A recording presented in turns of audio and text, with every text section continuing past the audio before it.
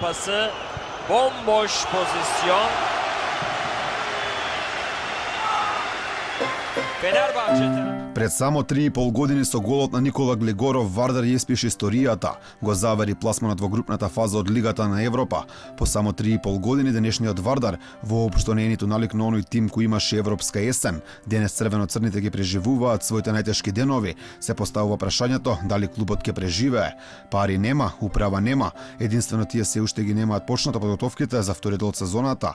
Надеж сепак постои, најмногу кај најверните фанови на Вардар, комитите, кои под мотото купи билет за спас на Вардар, почна акција за собирање финансии за клубот. Иако поради COVID-19 публика на трибините не смее да има, се купуваат картите кои чинат по 100 денари.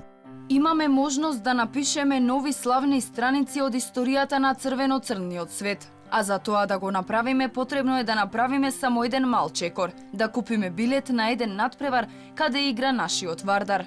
Ова е шанса за сите нас кои од страна навивавме нештата да тргнат во вистинската насока, чекајки други да ја завршат работата.